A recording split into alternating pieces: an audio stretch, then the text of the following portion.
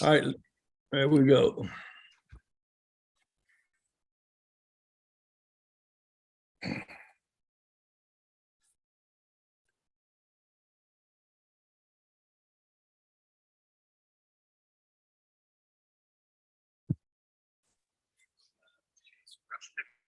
Well, I want to welcome you to the Society of Mentors, and I'm excited to be with you today. I'm joined by David, and he is in Arequipa, Peru. He is actually in one of his favorite restaurants called Turco, and he's with several of the Peruvians, two Peruvians and an American there, and they are eating breakfast, and ask him to jump in and be with us today.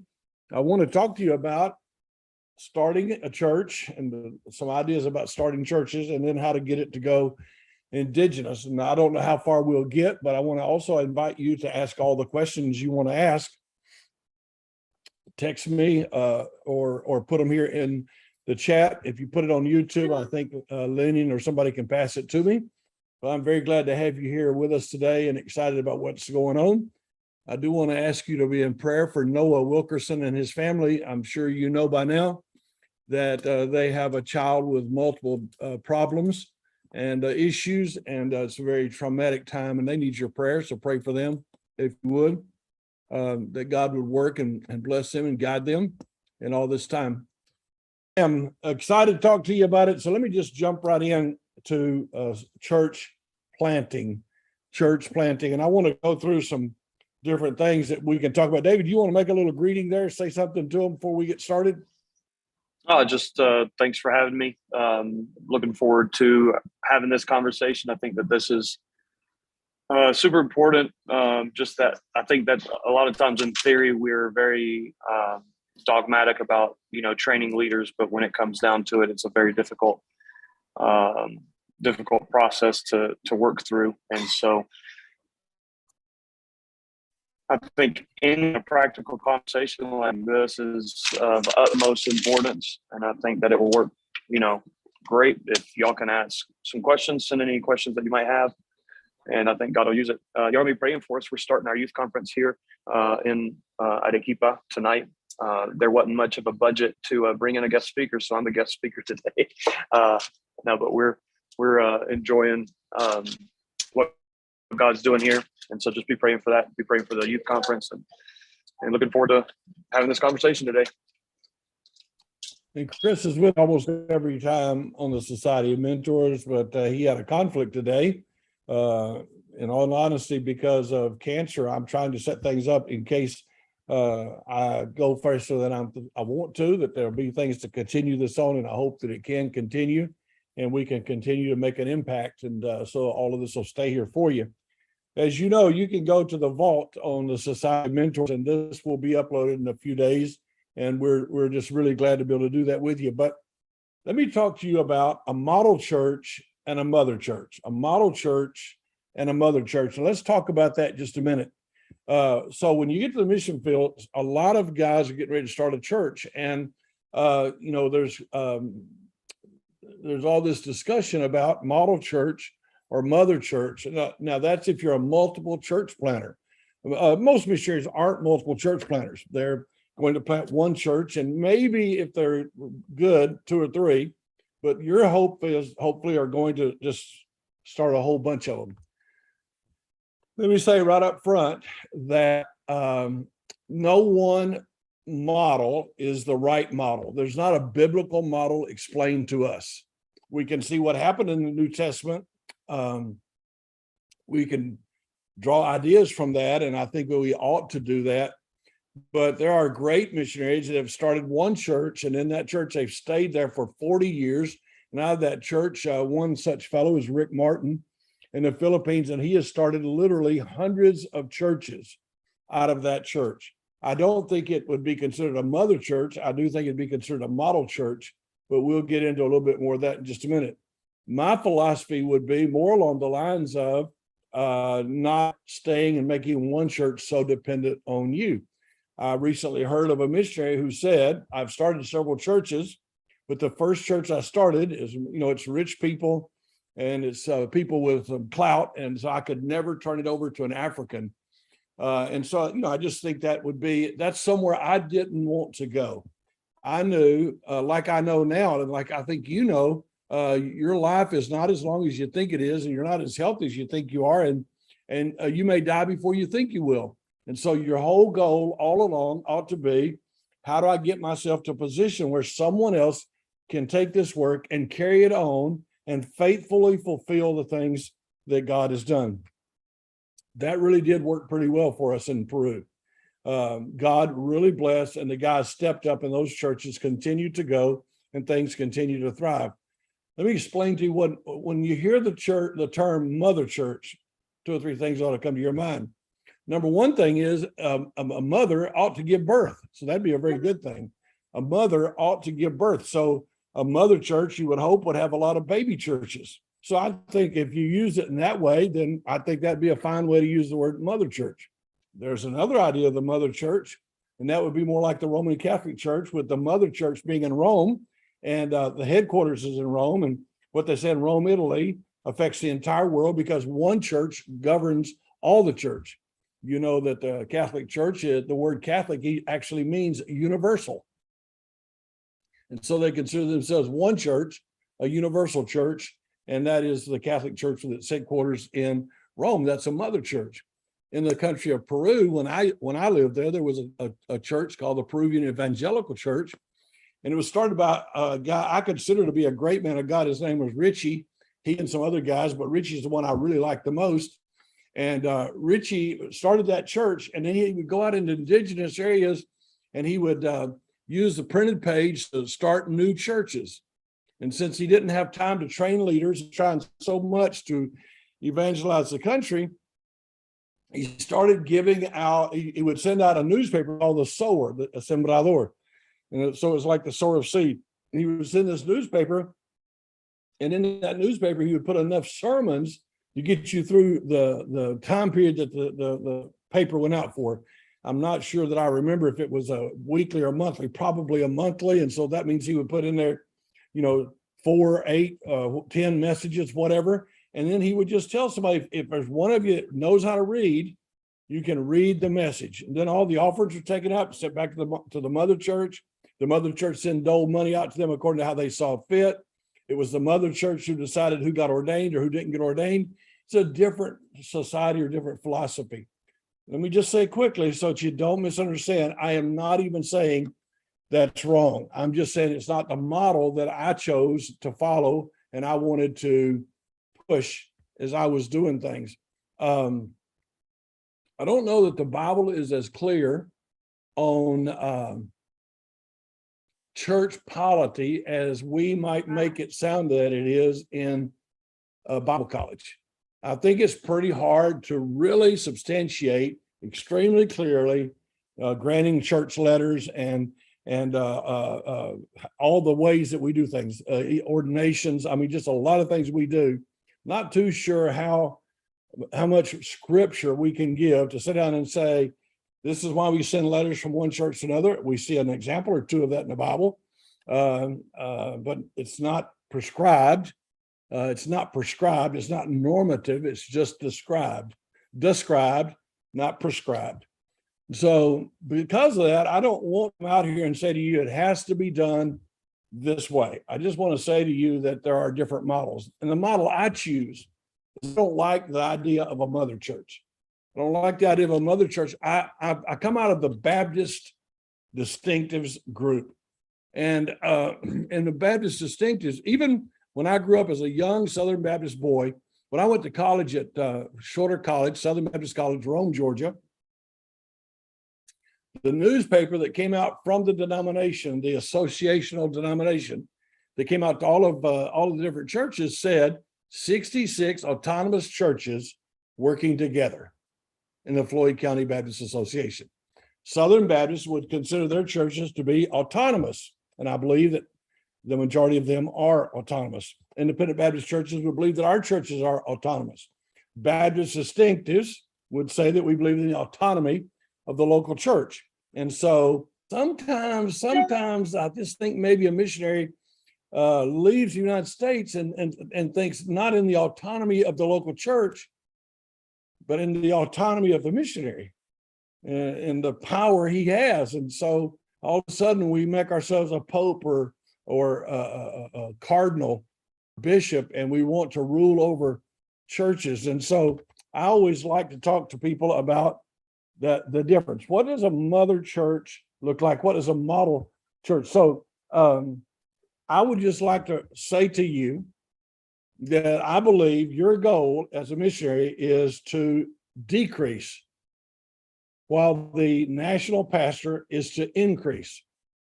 John the Baptist was a flaming firebrand across the countryside, and he prepares the way for Jesus.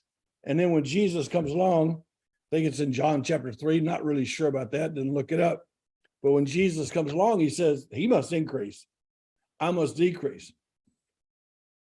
As a missionary, I would like to challenge you to let that be your thought process, that you are to decrease and they are to increase, that you're to train and prepare and help them, that you're to step out of the way. Give up the mother position. I'll ask David to make any comments he wants in just a second, but let me just say this. In Spanish and in English, the mother-in-law is not exactly the best analogy or term. People don't tend to like mother-in-laws. And men tend to think things like this: I love my mother, but I didn't want to marry my mother. Because mothers tend to like to continue controlling. You know, a mother can be the mother of a 60-year-old and tell the 60-year-old what's wrong and right and what to do. And some missionaries almost take that stand.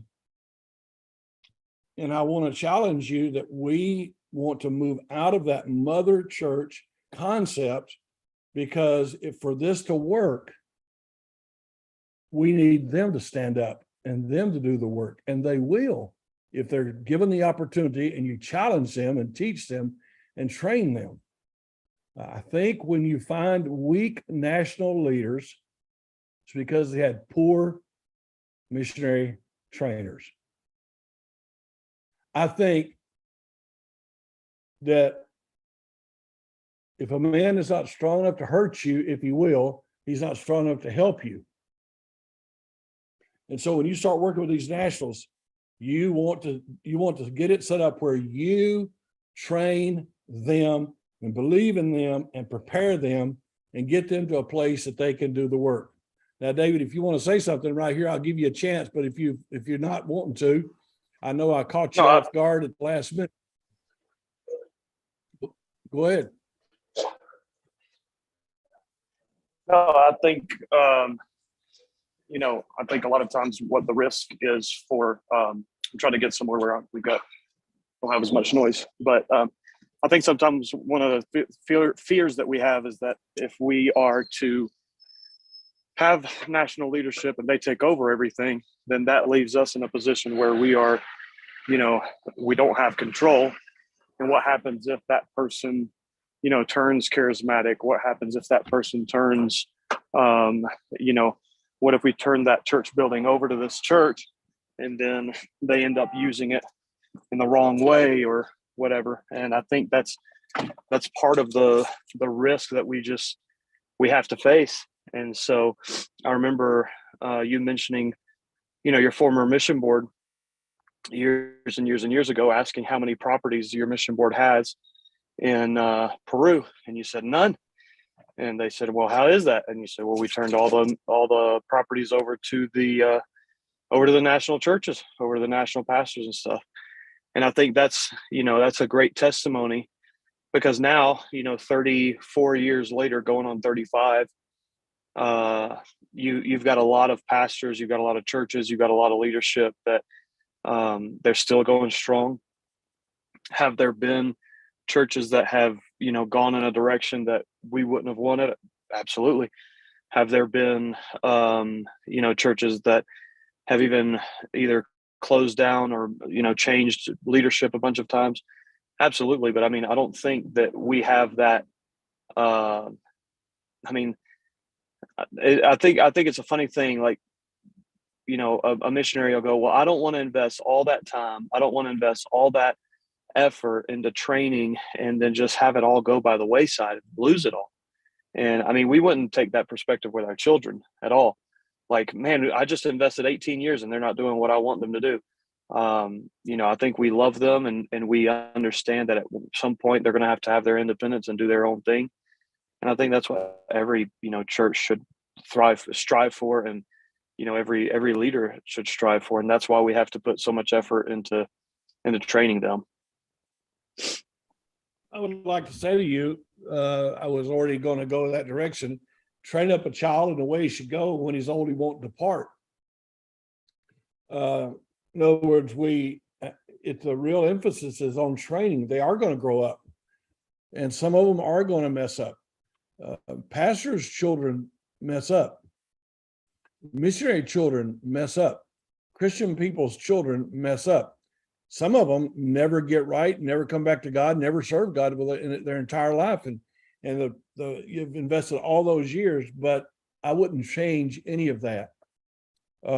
So very good analogy, David. Very good analogy. And we do have to run that risk. We have to run that risk. Can I remind you that the Apostle Paul had trouble in the churches he started? Why do you think he wrote such scalding letters to the Corinthians? He's like, good night, what are you people doing? First Corinthians is just like a horrendous book. I mean, every chapter, he's nailing a problem he's had with those people. And, I think you forget that he started that church. And now he's writing back and he's saying, bless God, get things straight. And they don't understand the resurrection. They don't understand the gifts of the Holy Spirit. They're suing each other. They got immorality and sexual sin going rampant through the church. They're judging each other. There's division. There's rivalry. There's competition. There's comparison. All that's going on in one church.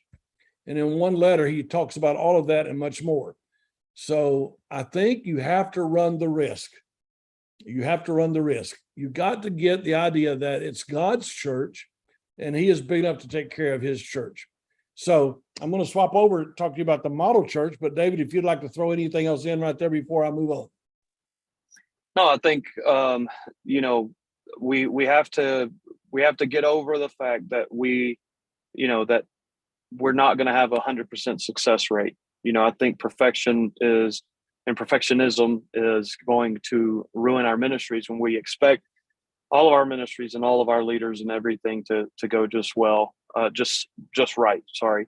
You look at Paul's story and you've got Demas that has forsaken him. You've got, different, I can't remember their names in English right now. You've got Alejandro, who, has caused them many trouble.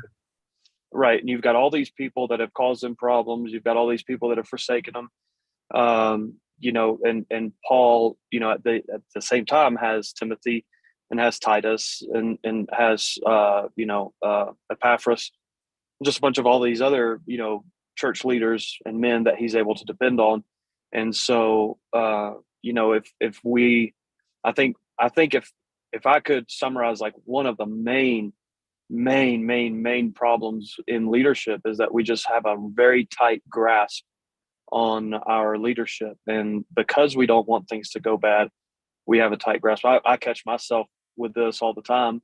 And, at the end of the day, I think that's one of the biggest detriments to people's ministries is when they have such a tight grasp on their ministries and leaders that because they don't want it to go bad, that it ends up, that's where it goes bad is because they hold on to it too much.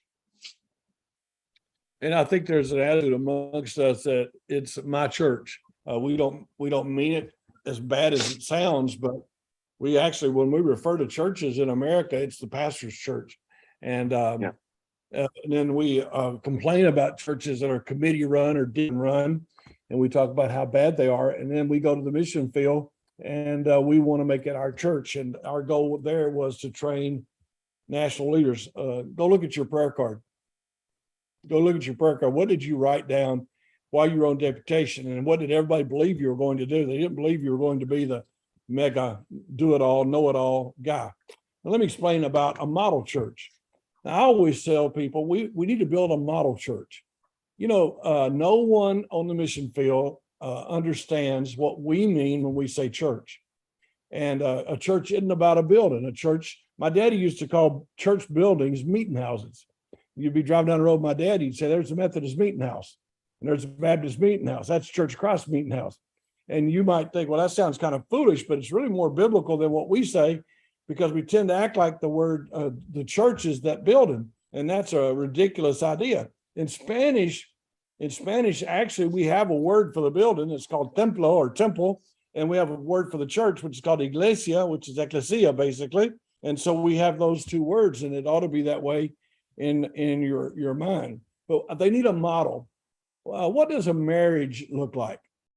Your children are probably going to learn a little bit about loving their spouse by watching you. They're going to learn a little bit about dealing with problems by watching you. You are the model. And so what ends up happening is your children grow up. And the fact is, the thing that often most irritates us in our children is they have taken one of our weaknesses and they've magnified it, and we see it in them and we never saw it in us. And so I would say to you that we need to be a model. So we start a church. And when I start a church, I want to be able to say, all right, this is kind of how you do church. And so we have a song service like this. We have prayer meeting like this. We have preaching like this. We give an invitation like this. We do Sunday school like this. We do youth meeting like this. And I'm not even doing that to say that. I'm just doing it. Very few people do well building from their imagination. Very few people do well building from their imagination. They at least need an architect to draw them some plans. Need somebody to say, this is what it looks like. But a real good builder, builders aren't necessarily artists. Artists might come up with some kind of concept, and the builder might even say, that thing I'm going to stand up. It might look pretty for a while, but the first wind comes along, it's not going to stand. But they need to be able to see a model. That's what I'd like to challenge you to do. So that means you need to be careful that you don't overbuild the model, because the model is so big that no one can ever reproduce it. It might be discouraging. If they think in their minds, if you don't have American money and American might and American power, you can't build a church, because there's the model church and look at it. My goodness, it's so big. I think we overbuild our buildings. We build buildings that they'll never, ever be able to reproduce unless we really do some major training. We focus on getting a crowd and trying to share the gospel with them, but we don't teach them how they can get a crowd and how they can share the gospel and how they can find a place and how they can build a church. And so we need a model. And that's kind of what I want to talk to you about there a little bit. David, you want to say something about that? Because I'm going to change gears right into this. No, absolutely. I think, a lot of times some of the most basic church management follow-up stuff seems like groundbreaking things. I know that, at Omega Baptist Church right now, we're doing a whole lot of conversations about follow-up and just dealing with church membership and stuff like that. And, I don't know a whole lot about church follow-up in the States as well, but I know just enough. And any kind of material where you start giving them follow-up and you tell them how to do stuff, it's like groundbreaking, earth-shattering. I've never heard of this before. And so that can go all the way from, music and worship and how we teach them. And it can go all the way from, follow-up church, church management, whatever all that stuff is. I mean, there's a whole lot that you can teach. I will say that to me, that's one of the most exciting things about being on the mission field, is because they don't have a blueprint, you can give a blueprint. And so if there's things that you would have liked to seen in the States that, maybe a church plant or in your home church or whatever that you saw that you would have liked to implement, you can do that because, they don't have a blueprint. So you just there's no real tradition to start off of. And so, just the other day, I saw a church in the States that had, a specified church or Bible reading time, like where they read scripture and a church member would walk up and read scripture. And so I loved watching that on their church service. And I thought, man, I'd like to do that at our church. And so I just told Lenny and the guys, I said, guys, we need to do this. Just let's have somebody in the church, a man in the church, a family in the church, and come up, read a passage of scripture, and just make it part. I said, we need to make the Bible central in our ministry. And I think that'd be a great way to do it. And so we started doing it, and people love it. And it's really exciting to be able to do that, because you can go off of, whatever you feel the Lord's leading you to do, because they don't really even have much tradition behind it, and everything's new to them. And that's a really, really neat thing to do. Without a doubt, you have a blank sheet and you get to do what you want. Some people came down from Lima when the Hunter Church had become kind of well known in the country, and I'd been allowed to preach in a lot of places. And they said, boy, this church has a lot of American influence. I used to say, well, what kind of influence would you expect to have? German? I'm American. And I came in to do the work the way I knew how to do the work. And the only Peruvian influence it could have been would have been a Roman Catholic church, because in the city of Arequipa, at that time, there were virtually no non-Catholic churches. There was a couple of Southern Baptist churches and the Peruvian Evangelical Church, and there were a few Assembly of God type churches. But on the whole, they didn't have what we were going to do. I want to change gears just a little now, and I want to talk to you about the team. Almost every young missionary comes in here and says, man, I want to start a team to reach my city. And that what they mean by that is they want to get a bunch of Americans. And I quickly discourage that. Now, and the reason is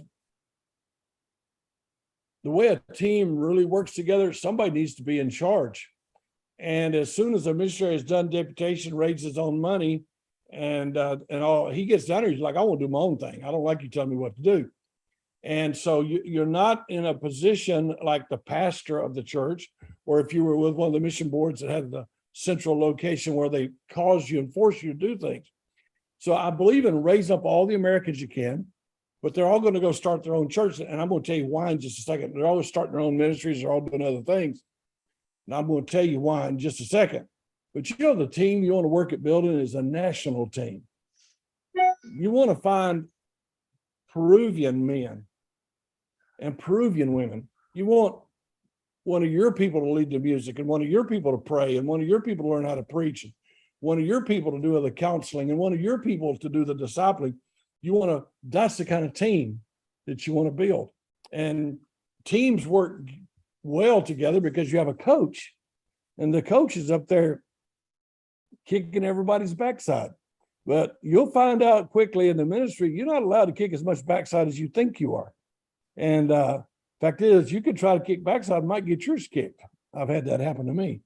So I would like to challenge you to think about raising up some nationals. And let me tell you what damage I think can be done in a church when you have too many missionaries in a church.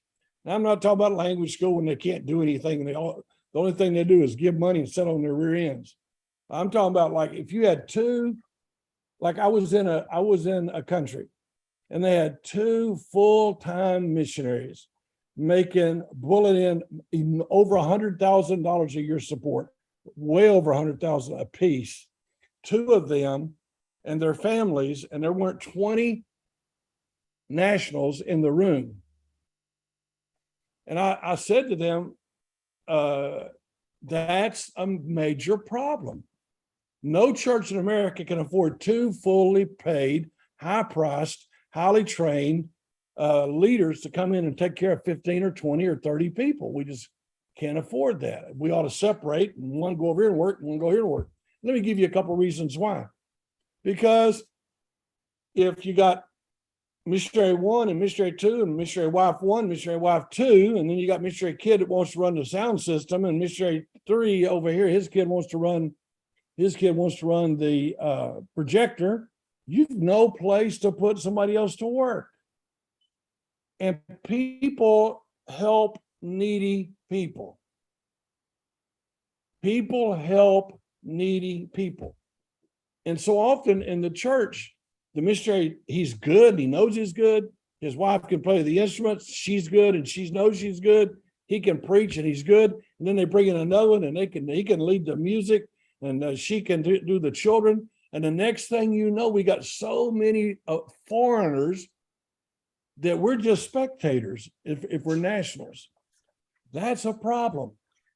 That's a problem. That's why I actually challenge most guys when they ask me questions. I challenge them and say to them, start more than one church at the same time, because the more you're in the mix, the less they need to do anything. People are like, they don't need me. Most of us aren't that excited about going to watch other people unless they're really big shot professionals. When it's a pickup soccer game, there's not a lot of, or pickup football game or pickup baseball game, pickup basketball, not a lot of spectators. Most people are like, I want to play. If I want to go, I want to play. If I don't get to play, I won't even want to go. It's not like you're the greatest basketball player on the planet. I'm going to watch you play. It's not like I'm going to watch the NBA finals. I'm going down here to watch a bunch of doohickeys, flunkies play the game and I don't know what they're doing. And so I would like to challenge you to remember to be needy, be so busy, be doing something over here so that they have to pick it up. You got to have it fixed where the national must pick up the load. You need him. If you don't have him, you're not going to make it. So multiple missionaries working together to be needy. You need to play as a coach and not as a player. You're not the worker. What's it say in Ephesians chapter 4? He gave gifted people to the church to perfect the saints for the work of the ministry. He didn't say he gave needy people to the church, or he gave gifted people to the church to do the work. Your job is to train them to do the work. And I think we make a major mistake because all of a sudden the national can never be as good as you. And that's what the missionary said in Africa. He said, I'll never be able to turn that church over to an African because they're so used to me. And I've been there years and years and years. And you make a mistake with that, I'm afraid. You make a mistake with, I'll let David jump in and say something. If they know that you don't need them, the new guys won't want to play. Very few people really want to be the water boy. And very few people really want to sit on the bench. If you don't make the team, if you're not the extra man that can get in the game every so often, if all the time you just ride the bench, you won't be so excited about being on the team. I don't know if that makes sense to you, but you need to take that now and compare it to your ministry and look at your philosophy and say, how am I treating the national? Am I telling him to come watch me play? Am I telling him to come applaud me? Am I telling him to come and think I'm great? Am I telling him to come give his money and be at church because the anointed one is here? Because if that's what you're doing, in the long run, he's not going to want to work there. I have seen this happen. A missionary says, I can't find a leader. And then all of a sudden, he has to leave the country. You know what he does? In the last few weeks or months, he finds a leader because necessity is the mother of invention. And so be careful. I probably have just aggravated the majority of you. You're thinking to yourself, this is ridiculous. I'm finally get to be the pastor. I finally get to run the show, and you're telling me to let them do it. And I don't want to let the kids play. I just want to challenge you. You didn't go to the field. You didn't go to the field to have the Nationals watch you. You want to talk about building some resentment. You'll build resentment. You'll build resentment. You'll build people that think, how come you have to be from America to be any good? And I don't want to be too harsh on you before I let David come in and give some grace. He's so good at it. But in America, you were a missionary and you were the guy that they kind of shoved down to the end of the table. And now all of a sudden you're on the field and you get to be the big dog and shove other people down to the end of the table. I don't think that's right. David? Yeah, I think there's so much to, go off of what you just said. a couple things that I would mention. One is that, you know, a lot of time when you go start a church, especially when you're going to a new place, a new field, and you've got literally got nobody. I think a lot of times, what my dad just said is kind of, I mean, it's contradictory. It's like, well, how do I train leaders if I don't have anybody? And you have to be the player for a very short amount of time. You have to be the player. You have to be the guy that, goes out and, uh, does all the evangelism, does all the door knocking, does all the, making contacts. When you get started, you might have to be the guy that sings and plays the guitar and preaches and takes up the offering. But you have to quickly transition from player to player coach, and then later on into coach. And so, I think where we get stuck, we always get stuck in ruts. We get stuck in grooves when we're working and doing our ministry, and it's easier to be the player. It's always easier. A lot of times we think delegation and, having people around us is the easier part, but really it's easier just to do it all yourself. And so you have to transition from the player to the player coach to the coach.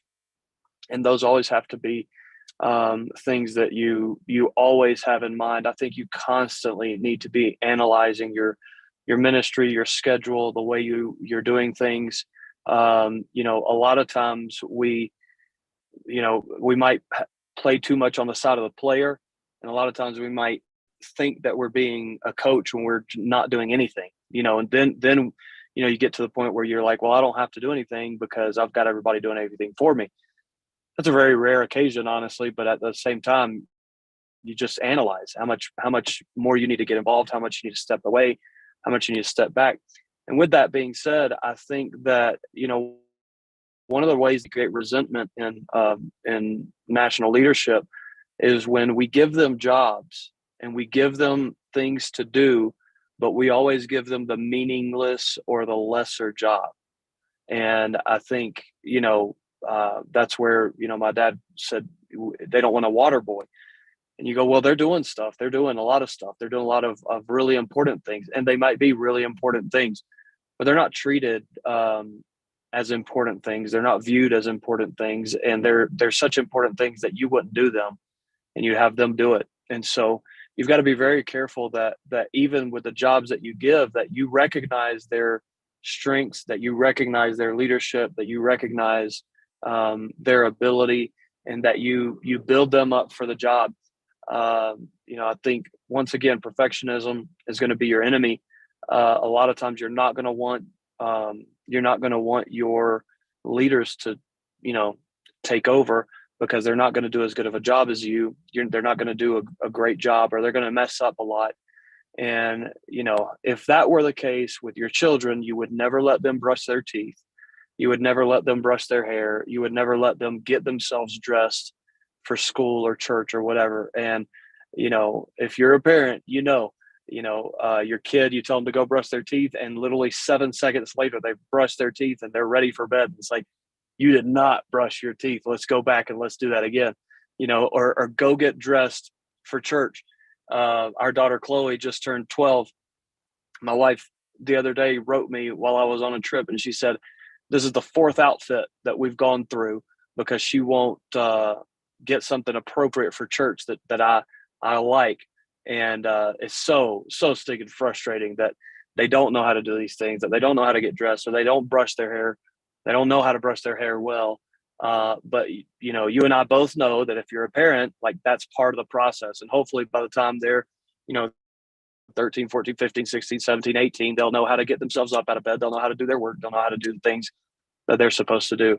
The same thing is true in leader training, is that you have to let them go out. You have to let them do things, even if they're not going to be exactly the way you would have done it. And experience will be a great teacher for them. And if you let them, go out and do it, and they see that they fell on their face, they didn't want to listen to what you had to say, they will most likely come back a little more humble next time and asking some more questions. So that's Go ahead. No, go ahead. That was it. Okay, I wrote down here while he was talking before he ever said it, and so I'll just repeat what he said. Delegation is not giving them jobs to do you don't want to do. That's not delegation. It's not delegation to say you can wash the dishes. It's not delegation to say you can dust the chairs off. Now that's where they may start out, but they ought to be working their way up the chain. And we have a question that's coming in. I'll answer that in a minute.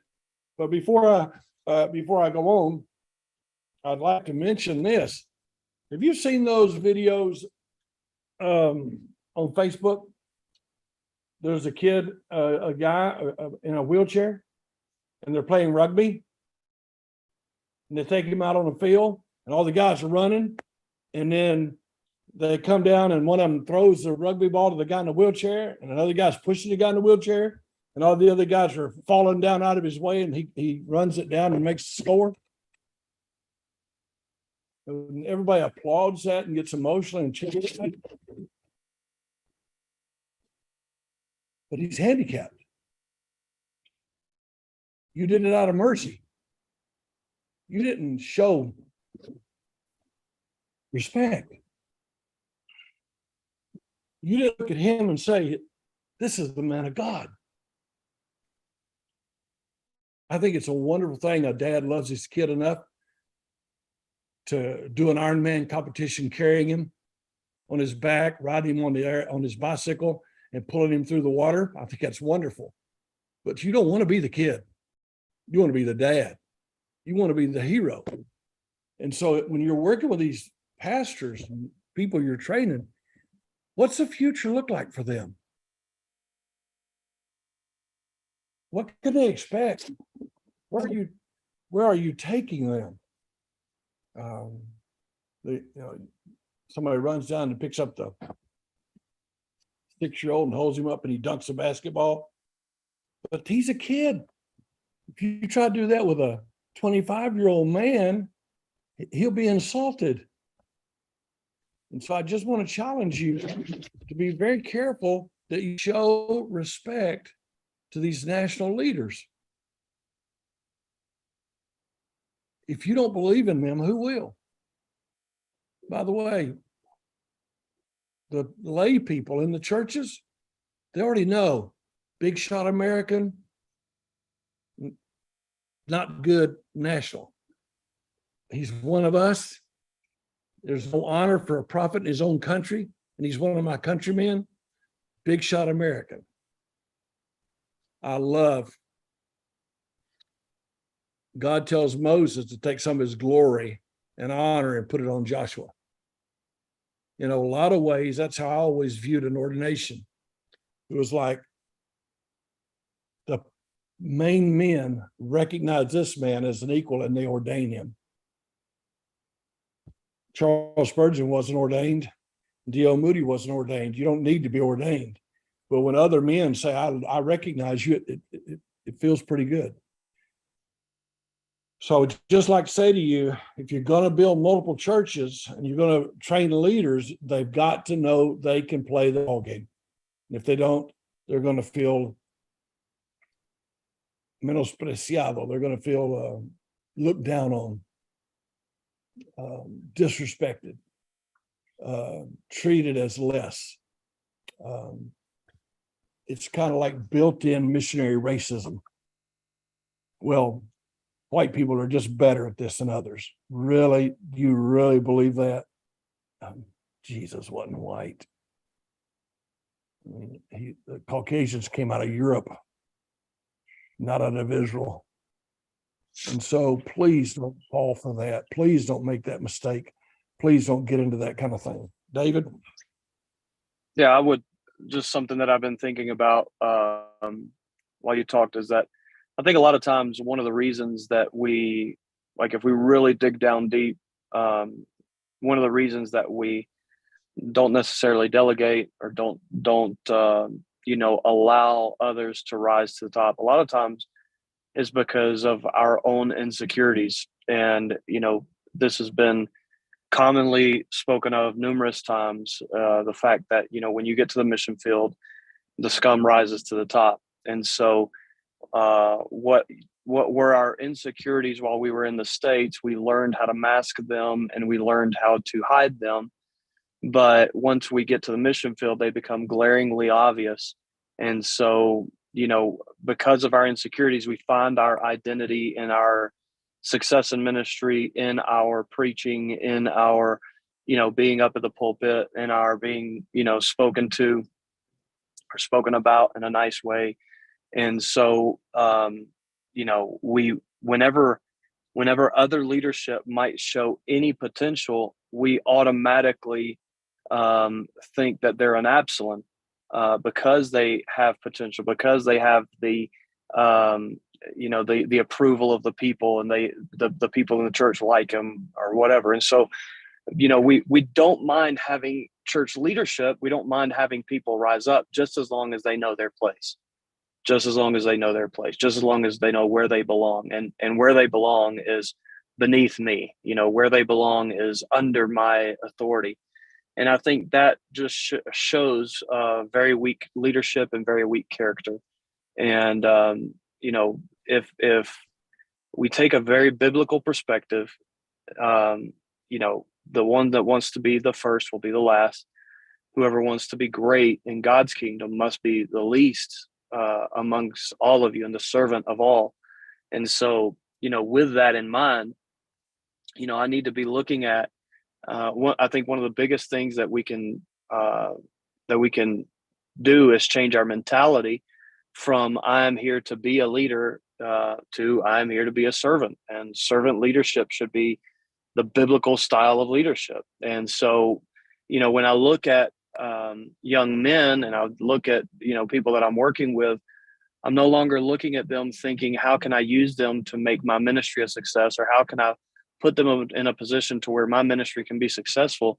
It's how can I put myself in a position where I can help them grow? How can I put myself in a position where they can be the success? We've heard it for many years. Many of us have. You can't be a success without a successor. And so, we've got to find our identity in Christ. We can't be intimidated by other leadership. We can't be pushed around by, people that might even have a better approval rating than we might have. And so I really believe that a lot of times that creates resentment, is because the minute we see somebody rising up, we chop them down just enough to keep them under our thumb. And so we've got to be very careful. That's a heart issue. That's not necessarily very practical, but I think it's extremely important. And I noticed that in my own ministry, that there's so many times that, I as soon as I see somebody else being recognized, I feel intimidated by it. And it's not a godly thought. It's very wicked, very wrong, and it needs to be dealt with. Doesn't matter how much you read John Maxwell books, and doesn't matter how much you hear about leadership and leader training. If you don't have that right in your heart, it will come back to bite you later on in your ministries. Over the years, I have tried to teach you and preach to you about building your brother's name. And maybe we'll go over that one of these days, but you ought to make up your mind that you will build your brother's name. And so I looked at all those Peruvians and I thought, I wish somebody recognized and had power would have made much of me, thought a lot about me, try to pick me up and build me up. So I spent my entire time there, always trying to see if I couldn't build them up. When we had the big meetings, I wasted a lot of time, and I was actually criticized by more than one person because I'd put all those pastors on the platform with our wife, and then I introduced every one of them.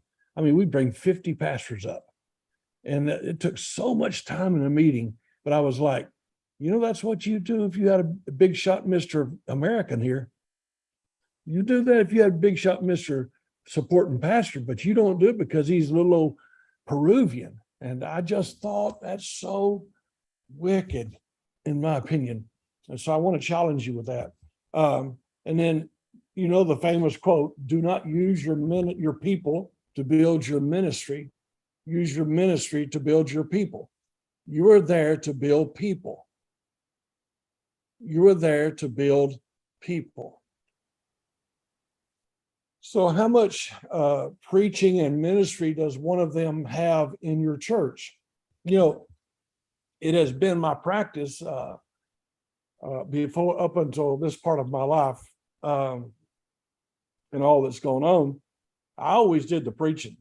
If I'm in the room, it'll be a rare time I don't preach. I figure I have more experience and more knowledge, and they need to watch me preach and listen to me preach so they can imitate me preach.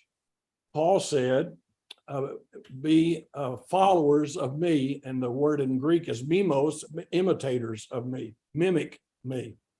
And so I made that a practice when I was a missionary and then when I was a pastor. So what I did was I had what I called planned absences. So I would fix it where I'll be gone, and then I would prepare everybody and everything, and I'd be gone, and the national would have to stand up and take over. Now they've got to get people to come. Have you ever noticed what happens in America? I don't know, maybe y'all are young enough and you never pastored, you don't know this, but typically in a church that follows a pastor, really pastor-centered, if he goes on vacation, the attendance goes down. If the main speaker's not in town, they don't come. If you're going to put one of the others up, they don't want to be there. And so it was an unwritten rule I was taught early on in my ministry. Never announce that you're going to be on vacation. Never announce you're not coming next Sunday, because the attendance will dip, and you've got to be careful about that. Well, I got to Missionville and I realized I got to do something to pick them up. And so that means in private, I got to teach them how to preach. I got to work on where they're boring without ever hurting their feelings. I got to say really nice things, really nice things, really nice things, something corrective about the way they're preaching, really nice things, really nice things, something corrective, really nice things, really nice things, something corrective, so that I can help them preach better. If I don't do that, if I don't show them what I do and how I do it and how I get those ideas, they might not become the success. When I was a young fellow in the first church I worked in, if you announce your call to preach on Sunday night, you preached Wednesday night with no training. And I'd see a guy up there on that next service, and he would get up there and he would just read his text and start crying. He had no idea what to say, how to say it. There was no training. There was no preparation.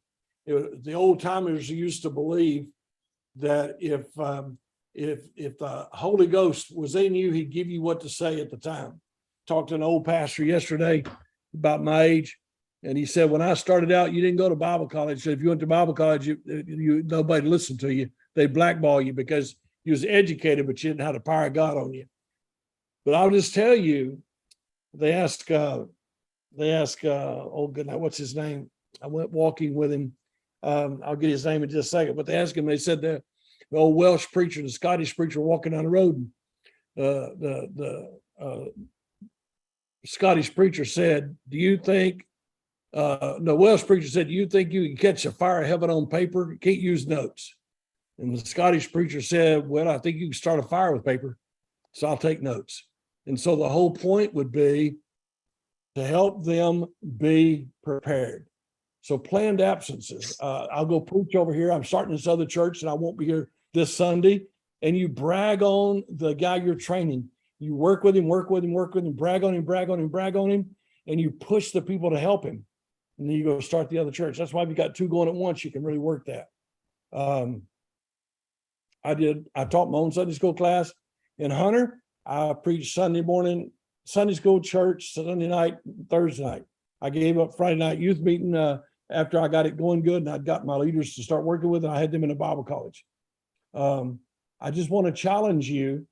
I want to challenge you to show them how to preach, teach them how to preach, and then give them opportunities to preach. David? Yeah, I think there's a lot of times that we are not experienced ourselves. And I think that's why, on deputation, you should be trying to study and learn how to create your own sermons. I know personally, I think my experience was very different because I came into a ministry that was already running 1,000 miles an hour, but I personally didn't know how to preach. I knew to present my sales pitch that I had for deputation. I knew how to translate really great sermons for other people, but I didn't know how to translate.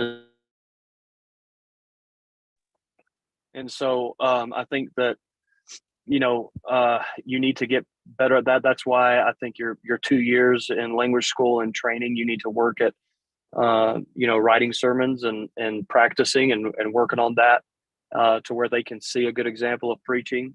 The best thing that you can do for your preaching and your teaching is to do it a lot. And so, if you're able to preach and teach 3 or 4 times a week, you're getting a ton of experience, and God will use you with that. And I think I had somebody they didn't even realize they did it, but I had somebody compliment me the other day when somebody else was preaching from my church, and they said, "Man, he sounds just like you." And I thought that was the greatest compliment in the world, because you give them the example, and like it or not, they're going to preach like you. They're going to teach like you, which is, that I think that's a wonderful thing that God allows us to be a part of, that imitate me as I imitate Christ. And so, you give them opportunities. I think you give them opportunities starting small. I think something that maybe to add is that, when we're talking about preaching, I think a lot of times we go straight from, hey, you want to preach? All right, you're going to preach Sunday night. You're going to preach the whole service. And it's like, man, you are doing them a major disservice. And the reason is because you're setting them up to fail. Never set up a leader to fail. Give them small victories. Give them a lot of confidence. I like watching sports. I like watching soccer and basketball mostly. But, whether it's soccer, whether it's basketball, when they recruit a new player, they don't put them in as a starter, and they don't let them play the whole game. I remember one of the greatest soccer players in history is Lionel Messi. And I think he debuted at Barcelona when he was 16. And his first game, I think they put him in to play 3 minutes. They put him in to play 5 minutes. And the reason is because they just got to get him to feel what the game's like. Get him to feel what the game's like. Let them play the game just a little bit, just enough to where they can walk off the pitch going, "Oh my goodness, I can't believe I just did that." Same thing with, NBA players, same thing with, you give them small, don't set them up to fail where you're putting everything on their shoulders to the point where they don't have a choice. You give them a full service, and, the church members are going to get incredibly bored because he doesn't know what he's doing, and they're used to you preaching. And so that's where, a memory verse, a 5-minute message, a reading the scripture of the week, something like that makes it so much easier for them to, have small victories. And so you let them build up from a 1 minute, 2 minute message to a 5-minute message to 10 to 15, to giving them one Sunday school lesson, a month to once every 2 weeks to once a week to, there's plenty of opportunities. And even if you, help them write their sermons, I know that Robert has done this where he has helped people. Robert Canfield's done this. He's helped people with their 5-minute sermon, and their 5-minute sermon is his sermon. Like, he got them the outline. He gave them the points. He gave them the illustration, and he practiced with them and sat there and let them practice with him and went over it to where when they got up to preach, they weren't just, staring at a blank piece of paper and didn't have their thoughts together. And so I think that's a majorly important part, is that, if they're going to learn from you, and then you're going to set up planned absences and stuff, give them small victories, because you can burn somebody out very quickly. If they fail too often, they can have all the potential in the world. They can have all the ability in the world, but you broke them mentally, and you set them up to fail too many times to where now they don't believe they can. And so give them little victories, give them little opportunities, and let them be faithful in little, and then they'll be faithful in much. I would tell you, I think Robert Canfield is probably one of the best men trainers I've ever worked with. And David described very well what he did. And sometimes he heard the message before the church heard it 10, 15 times, and he taught them how to do that. And so they got a success. But isn't that what coaching does? You know, if you're a football player and you're going to play at the Friday night game, how many hours do you practice Monday, Tuesday, Wednesday, Thursday? How much summer camp and spring training or whatever it is you do? I don't know enough about sports to know, but there's only an hour game in high school, 2 30-minute halves, I think it is. And you practice 10, 15 hours or more, maybe 20 hours to get ready for that one ball game. That's what Robert did with people. Probably the best man trainer as far as training this, the best director of the training center I ever worked with. Nobody, I didn't come close to him. And I think that's so very true. I also think David is extremely correct when he says what he did about Messi, when he said, put him in for 1 minute, 3 minutes, and 5 minutes. That's one reason I like to have a Sunday school. If you have a Sunday school and you got an adult class and a children's class and you give them a children's church, you give them different things, and they cut their teeth and they work their way up. Some pastors and preachers and missionaries can't preach their way out of a wet paper bag. So we want to help them as much as we possibly can. We want to make our guys have a success. We want to help them become successful in what they're doing. And I think we have indirectly answered the question, how often would you allow your guy pulpit time when he's starting out? I think that's been answered pretty well. I know he likes to preach and teach, and that's good, but he's still learning. And so I think you want to be sure to give him small victories and help him learn.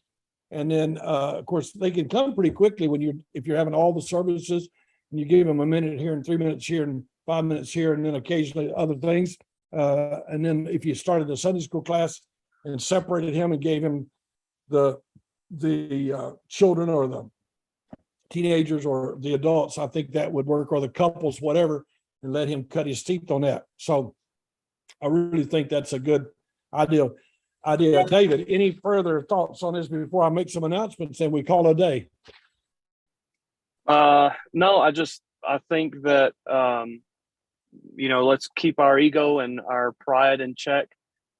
Let's, be sure to give them small victories, let them, get a hold of the idea. And I think, even the giving of pulpit time and things, I mean, anything is going to help them. Any kind of stage presence is going to help them with, getting more comfortable in the pulpit. I think one of the reasons that I was able to, preach at such a young age was because of all the pulpit time that I got without having to prepare.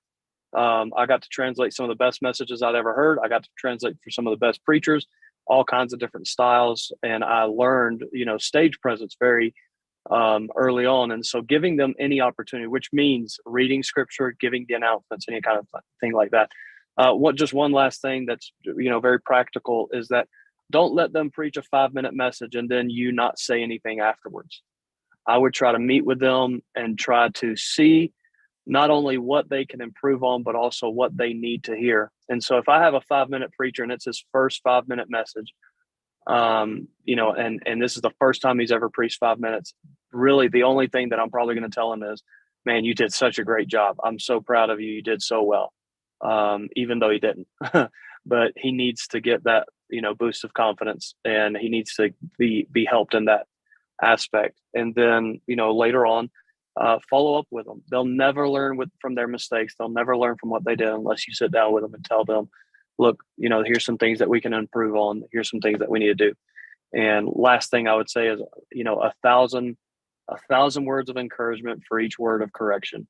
Just be sure to do that, because they will interpret it as every time he talks to me, he just tells me everything I did wrong.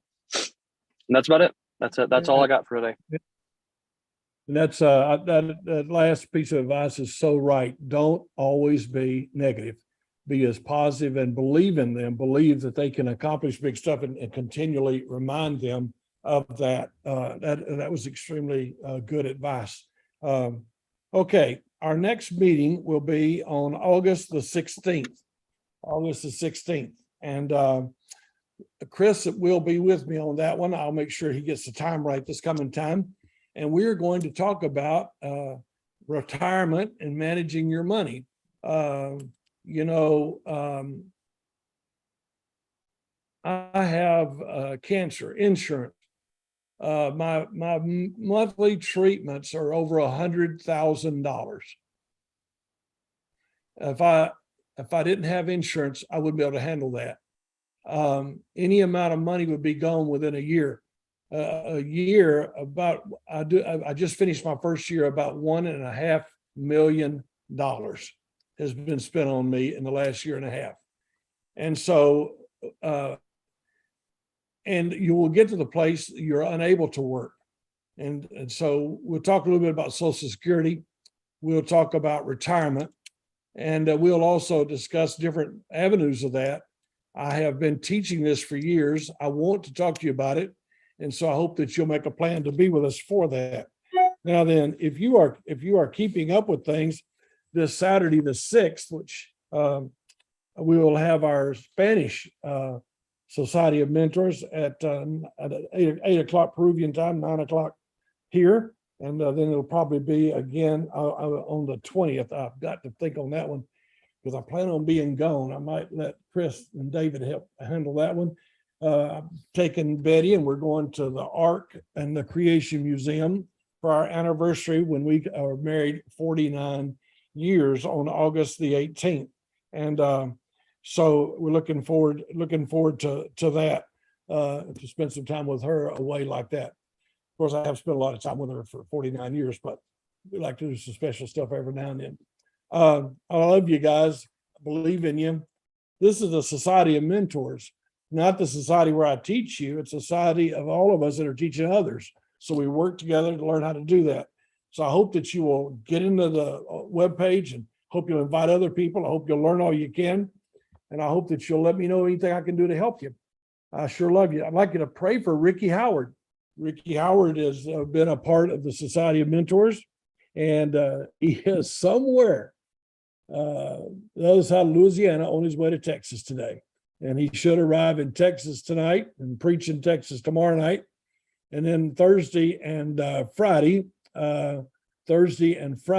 he will go ahead and arrive up in Utah at the new church, and where he's going to start a church. And so pray for Ricky Howard as he travels across the country, that God would bless him and work in his life. And you know, I believe in him, and I want to see God do great things with him. So you pray for him if you would.